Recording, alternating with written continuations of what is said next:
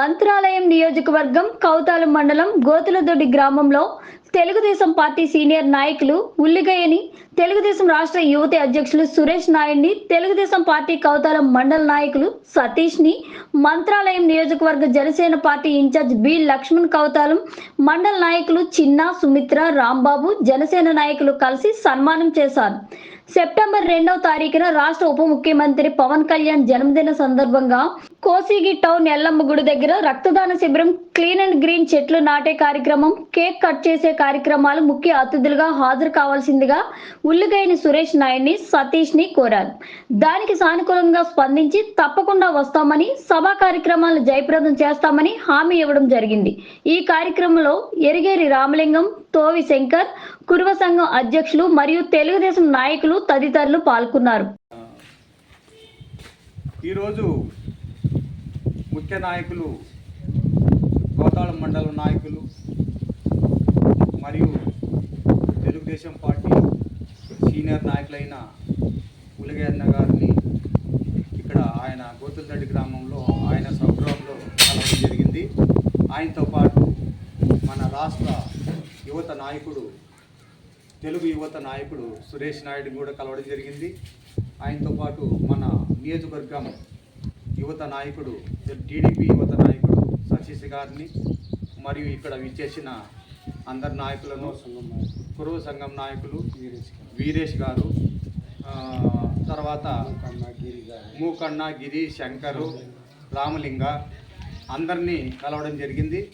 మన జనసేన పార్టీ నాయకులు, కౌతాళం మండలం జనసేన పార్టీ నాయకులు చిన్న గారు, సుమిత్ర గారు, రాంబాబు గారు, రమేష్ గారు, రాంబాబు గారు వీడియో కట్ అవుతుంది. ఆ బర్త్డే ప్రోగ్రాము వచ్చేసి కోసిగి ఎల్లమ్మ గుడి దగ్గర మేము ప్రోగ్రాం ఏర్పాటు చేయడం జరిగింది.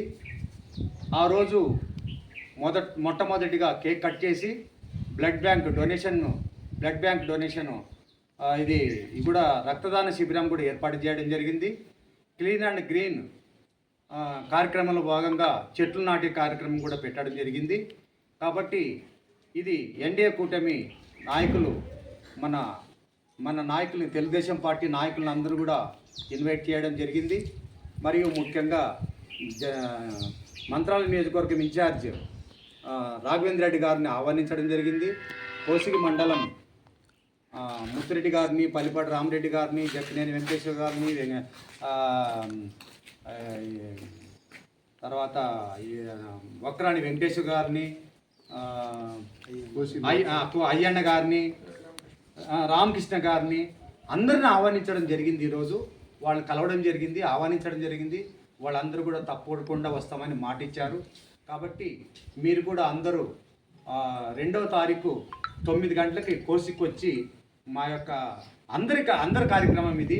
రాష్ట్ర ఉప ముఖ్యమంత్రి కాబట్టి అందరి కార్యక్రమం ఇది. ఎన్డీఏ కూటమిలో భాగంగా మేము జరుపుతున్నాం. కాబట్టి మీ అందరూ వచ్చి 4 మండల నాయకులు వచ్చి సభను విజయవంతం చేయాల్సిందిగా మీ అందరికీ ప్రత్యేకంగా నమస్కారాలు తెలుపుకుంటూ అబ్బా ఈ మాట చాలు.